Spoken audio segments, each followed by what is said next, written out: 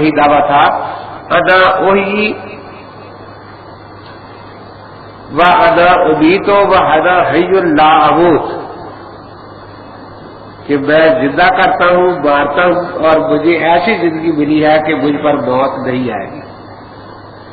یہ بحال الوار صفحہ 347 جلد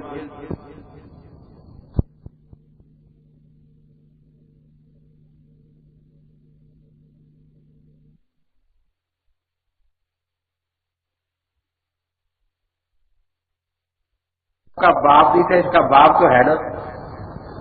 ہاں، فرعون نے خدائی کا دعویٰ کیا تھا، اس نے بھی ایسا دعویٰ کیا کہ اپنے آپ کو العالی کہا، اگرچہ ابو الاعلی نہیں کہا، العالی کہا نا۔ اور اسی طرح نمرود نے کہا تھا انا اوحی و امید، تو مرزا اپنی کتاب خطبہ الحمدیہ میں لکھتا ہے اوتی تو صفت الاحیاء والاماتۃ، اللہ تعالی نے زندہ کرنے اور مارنے کی صفت مجھے عطا فرما دی ہے۔ اب میں جس کو چاہوں ماروں، جس کو چاہوں زندہ رکھوں۔ لیکن بڑے افسوس کی بات ہے کہ محمدی بیگم کے خامد جو اس کا رقیب تھا اس کو مار نہیں سکا، اپنے رقیب کو نہیں مار سکا، اس کس کو مار سکتا تھا بیچارہ؟ تھی میری اور رقیب کی راہیں جدا جدا، آخر کو دونوں ہم درے جانا پہ جا ملے۔ رقیبوں سے تو ہم خوش خوش ملے ہیں، حبیبوں سے بڑے شکوے گلے ہیں۔ یہ دعائیں تو مانگتا رہا خدا بندہ سبب کوئی بنا دے، خدا بندہ سبب کوئی بنا دے، کسی صورت سے وہ صورت دکھا دے۔ پہلے کہتا رہا کہ وہ میرے نکاح میں آئے گی، پھر جب اس کا نکاح ہو گیا پھر کہنے لگا کہ وہ بیوہ ہو کر آئے گی، لیکن نہ وہ بیچاری بیوہ ہو کے آئی اور نہ کچھ، اس کی شادی پتی ذرا قصور میں ہو گئی۔ اور یہ پھر یہی شعر پڑا کرتا تھا ہم انتظار وصل وہ آغوش غیر میں، ہم انتظار وصل وہ آغوش غیر میں، قدرت خدا کی درد کہیں اور دوا کہیں۔ تو اس لیے مرزا غلام احمد قادیانی بھی ایسا ہی دعویٰ کرتا تھا کہ مجھے اللہ تعالی نے زندہ کرنے اور مارنے کی صفت عطا کی ہے۔ سچ اور جھوٹ چھپا نہیں کرتا۔ رسول اقدس صلی اللہ تعالی علیہ وسلم نے نبوت سے پہلے اپنی 2 صاحبزادیوں کی منگنی اپنے چچا ابو لہب کے بیٹوں سے کی تھی نا، عتبہ سے اور عتیبہ سے۔ تو جب آپ نے دعویٰ نبوت فرمایا تو ابو لہب کی بیوی حمالۃ الحطب جس کا ذکر آتا ہے قرآن پاک میں، اس نے اپنے بیٹوں سے کہا کہ جاؤ جواب دے، اور ہم نے اس طریقہ نہیں لینا۔ تو جو بڑا تو گیا اس نے ادب سے بیٹھ کر عرض کیا کہ حضرت میری امی کہتی ہے کہ ہم نے رشتہ نہیں لینا، اور یہ کہہ کر چلا گیا۔ چھوٹا جو عتیبہ تھا اس نے ایک گستاخانہ لہجہ اختیار کیا کہ تو لڑکی دے کر ہمارا دین خراب کرنا چاہتا ہے۔ تو حضرت پاک کو اس پر ناراضگی ہوئی اور حضرت پاک کی مبارک زبان سے یہ کلمہ نکل گیا اللہم سلط علیہ کلب من کلابک۔ تو وہ پھر کانپتا ہوا گھر پہنچا، اس کی ماں نے پوچھا کیا بات ہے؟ اس نے کہا کہ میرے لیے محمد نے بد دعا کر دی ہے۔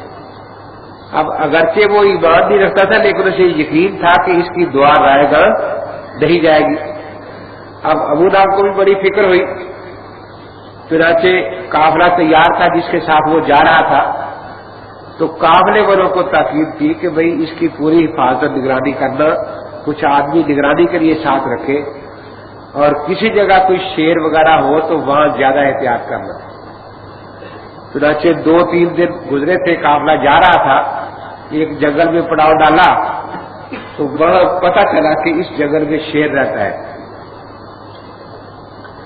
وہ پھر جن ساتھیوں کو مقرر کیا تھا اس کی حفاظت کے لیے، ان نے حفاظت کا طریقہ یہ اختیار کیا کہ سارے قافلے کا سامان جو تھا وہ نیچے اوپر رکھ کے وہ ڈھیر بنا لیا اور اس کے اوپر عتیبہ کی چارپائی بچھا دی، اور باقی سارے جو تھے ان کی چارپائیاں اس کے ارد گرد بچھی۔ تو شیر آیا، وہ ایک ایک کی ناک سونگتا تھا، لیکن سب کی ناک اس نے سونگی، کچھ بھی نہیں کہا۔ آخر وہ بڑا زور سے اس نے چیخ ماری اور چھلانگ لگا کے اوپر گیا اور اس کے ٹکڑے ٹکڑے کر دیے ہوتے ہیں۔ یہ سونگنے پر مولانا روم رحمت نے ایک واقعہ لکھا ہے کہ ایک شخص کہیں سفر پر جانے لگا تو استاد کے پاس آیا کہ استاد جی میں لمبے سفر پر جا رہا ہوں۔ تو استاد صاحب نے فرمایا کہ بیٹا ہاتھی کا گوشت بالکل نہ کھانا، ہاتھی کا گوشت بالکل نہ کھانا۔ وہ اٹھ کے چلا گیا شاگرد، سوچ رہا ہے کہ ہاتھی تو حرام، اس کا گوشت تو کھاتا ہی نہیں۔ جی استاد جی نے مجھے یہ کیوں فرمایا کہ ہاتھی کا گوشت بالکل نہ کھانا؟ تو وہ جہاز میں سوار جا رہے تھے کہ جہاز جو تھا وہ کسی چٹان سے ٹکرا کر ٹوٹ گیا، تختے رہ گئے۔ پھر وہ تختے بھی کچھ نکل گئے، تو وہ کچھ تختے جو تھے ان پر آدمی کسی ایسی جزیرے میں جا کر لگے جہاں کوئی چیز کھانے پینے کے لیے تھی۔ اب وہ پہلے کئی دنوں سے بھوکے تھے، آخر پیٹ میں کچھ ڈالنا چاہیے تھا، تو ایک ہتھنی کا بچہ بیٹھا تھا چھوٹا سا، انہوں نے پکڑ کر کے ہماری حال تو اضطرار والی ہے ہی، اس کو ذبح کیا اور اس کو بھون کے کھا لیا۔ لیکن اسے اپنے استاد کی بات یاد آ گئی کہ استاد جو کہا تھا نا کہ ہاتھی کو گوشت نہ کھانا، اس نے کہا بھی میں تو بھوک کاٹ لوں گا، مجھے استاد جی سے منع کیا تھا۔ تو اب ایک تو پہلے بھوک تھی، اب خوب پیٹ بھر کے گوشت کھایا، سب سو گئے، کراٹے لے رہے ہیں۔ کہتے ہیں مجھے نیند نہیں آ رہی تھی، بھوکا تھا میں، تو ہتھنی آئی اور وہ آ کر ناک سونگتی تھی۔ اب جس کے پیٹ سے اسے اس کے بیٹے کی خوشبو آتی تھی، اس کو ایک ٹانگ پر پاؤں رکھ کر اور دوسرا اپنے سوٹ میں لے کر دو ٹکڑے کر دیتی۔ تو پہلے ناک سونگتی تھی آ کر اور پھر دو ٹکڑے کر دیتی تھی۔ تو کہتا ہے کہ وہ سب کو اس نے ٹکڑے کر دیے۔ پھر اب میں ڈرتا، میں بھی آنکھ بند کر کے لیٹ گیا، لیٹا ہوا تھا، تو اس نے پھر میری ناک بھی سونگی۔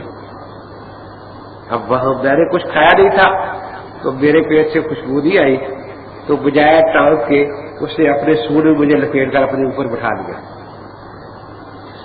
اور پھر بڑی تیزی سے وہ بھاگی اور اس علاقے میں لے گئی جہاں باغات تھے،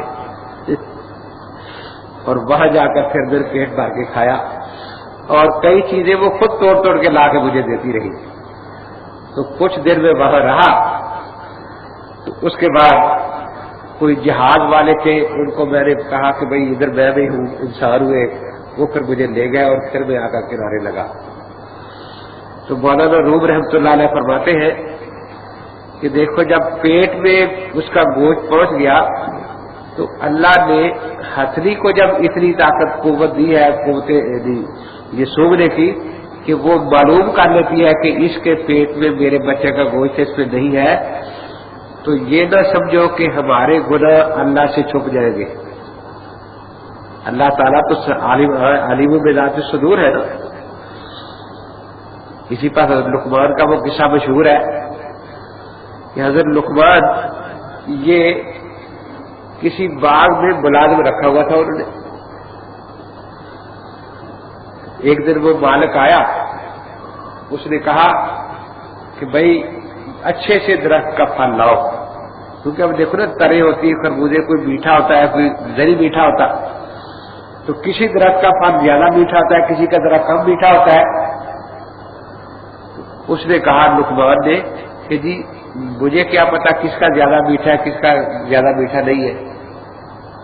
اس نے کہا کہ عجیب آدمی ہے تو، یہ تو ساری دنیا میں بات مشہور ہے کہ باغ کا پھل مالک کبھی پہلے پھل نہیں کھاتا، پہلے راکھا کھاتا ہے، کیونکہ اوپر سے توڑ کر نہ کھائے گا، نیچے گرا ہوا کھا لیتا ہے، اور راکھے کو جتنا پتا ہوتا ہے کہ اس کا پھل کیسا ہے، اس کا درخت کا پھل کیسا ہے، اتنا کسی اور کو پتا نہیں ہوتا۔ اس نے کہا جی آپ نے مجھے تو صرف یہاں رکھوالی کے لیے رکھا ہے، یہ تو اجازت نہیں دی کہ میں پھل بھی کھا لیا کروں۔ اس نے کہا کہ پھر پھل گرتے نہیں، کہ جی گرتے ہیں، کہاں جاتے ہیں؟